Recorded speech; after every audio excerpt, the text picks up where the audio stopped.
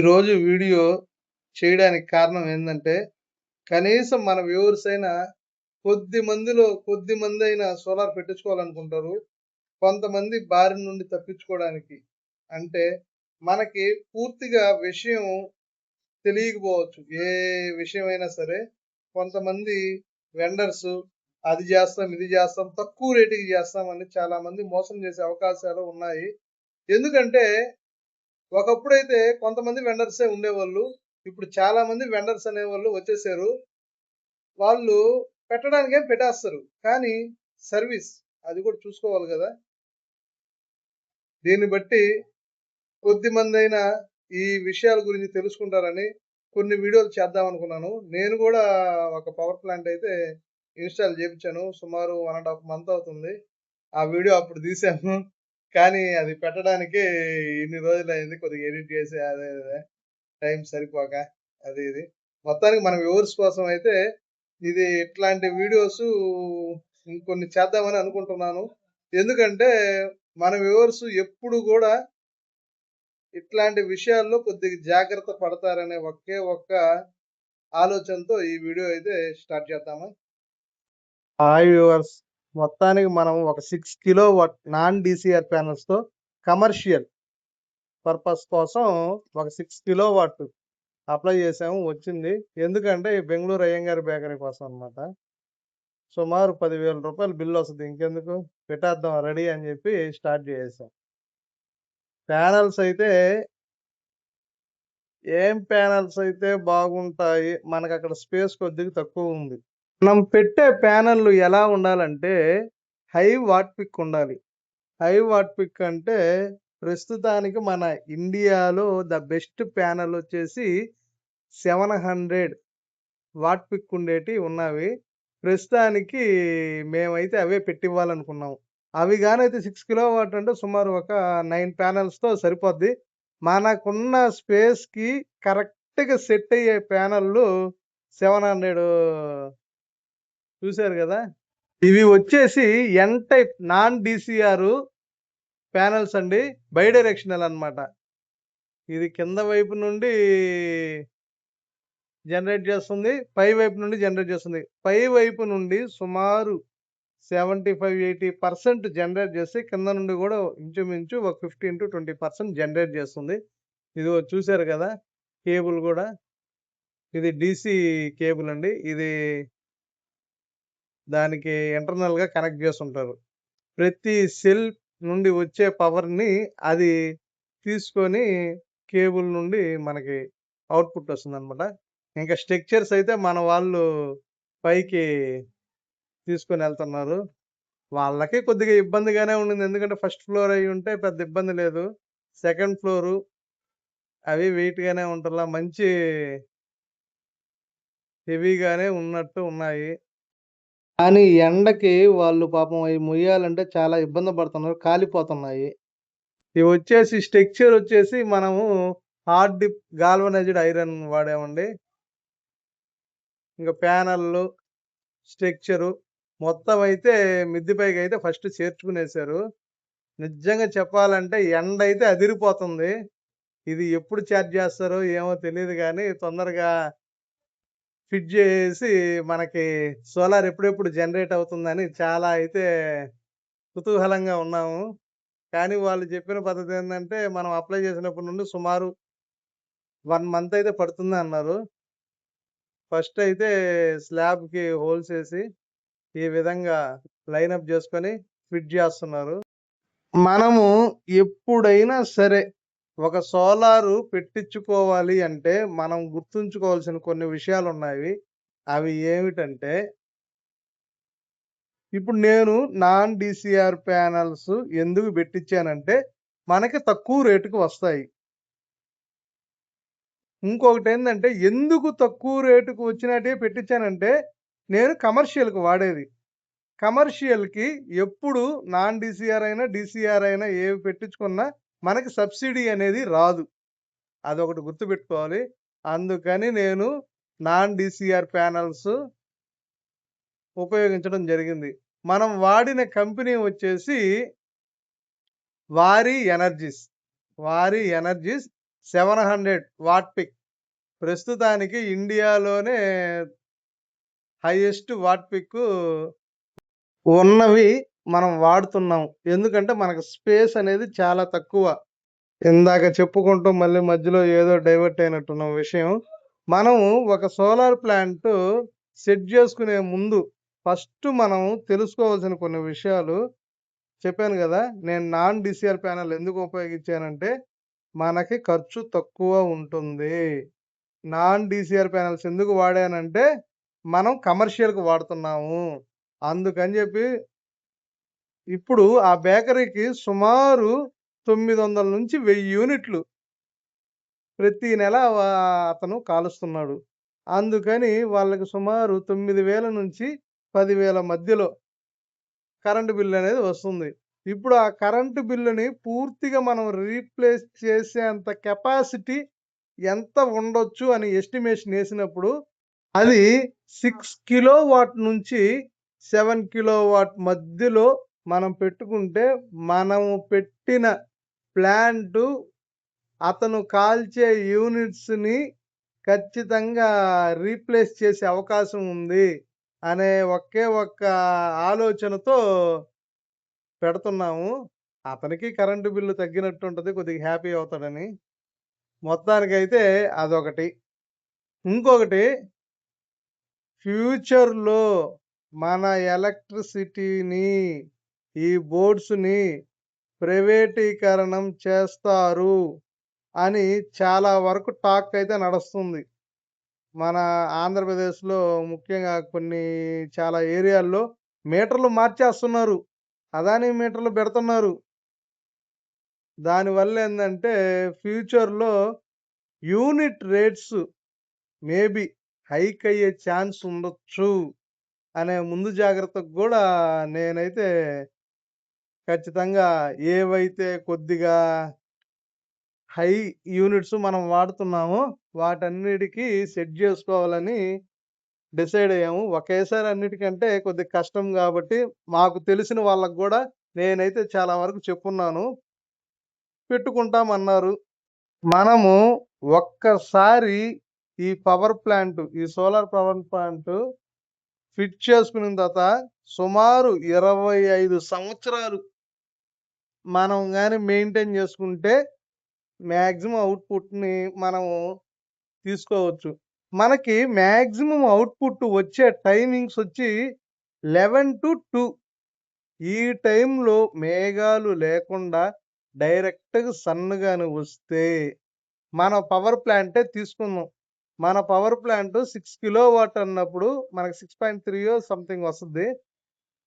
6.3 అంటే 5.5 నుండి సుమారు 6 ఆ రేంజ్‌ని గాని టచ్ అయితే మన పవర్ ప్లాంట్ బాగా వర్క్ అవుతున్నట్టు. ఇది ఎక్కడండి? ఇది 3 ఫేస్ మీటరు. మనం 3 ఫేస్ ఇన్వర్టర్‌ని బిగిస్తుండేది. చూద్దాం. నేనైతే ఫస్ట్ పాలీక్యాబ్ అనుకున్నాము. తర్వాత డే పెట్టుకున్నాము. అది గూడా బానే ఉంటుంది. మాడ్యూల్స్‌కి అంటే వారి ఎనర్జీస్ ఆ ప్యానెల్స్‌కి ఈ ఇన్వర్టర్‌కి ఆ జంట అంటారు గదా! అది గూడా కొద్దిగా బాగా కుదిరినట్టు నాకనిపిచ్చింది. నేను గూడా కొద్దిగా సెర్చ్ జేశాను. ఆ రెండిటి కాంబినేషన్ అయితే బాగుందని చాలా రివ్యూస్ గాని, అయి గాని చూశాను. ఇంక మనం ఎట్టో ఏం డౌటున్నా అడగతాం గదా! చాట్‌జీపీటీ అని. దాన్ని గూడా అడిగాను. ఓకే అనింది. కానీ నాకు మొత్తం ఓకే గాని, నాకు ఇండియాకి సంబంధించినటివి వాడాలంటే కొద్దిగా ఇష్టంగా ఉంటుంది గానీ, మేడ్ ఇన్ చైనా అని చూడంగానే నాకసలు ఒక్క క్షణం టెంపర్ లేసింది. కానీ ఏం జేస్తాం? కొన్ని కొన్ని సందర్భాల్లో అది కొద్దిగా మందుగా ప్లాన్ జేసుంటే కొద్దిగా బాగుండేది అనిపిచ్చింది. మొత్తానికైతే ఒక 2 కిలోవాట్ సెపరేటు, 4 కిలోవాట్ సెపరేటు విడివిడిగా యేసి స్ట్రింగ్స్ అయితే లాగుతున్నారు.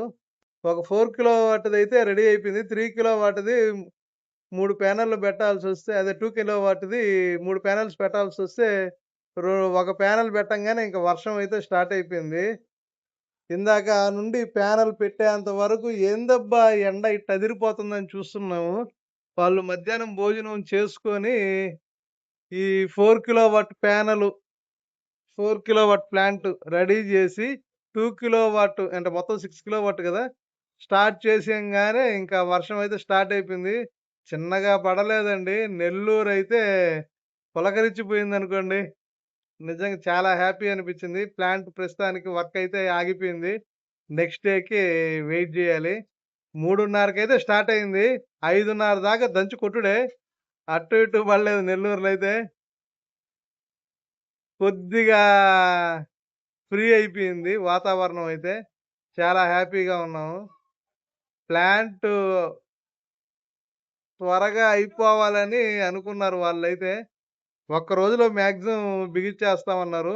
ఏమైనా 1, 2 మిస్ అయితే ఆ ఇన్వర్టర్ దగ్గర ఏసీడీబీ, డీసీడీబీ అక్కడ ఏమన్నా కొద్దిగా లేట్ అయితే ఎర్త్ దగ్గర ఇంకొక అరపూట పట్టొచ్చు అన్నారు.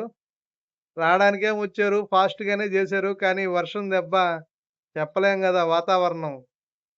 వాతావరణం మాట మనం వినాల్సిందే గానీ, మన మాట వాతావరణం వినదు. మొత్తానికైతే నేనైతే హ్యాపీగానే ఉన్నాను.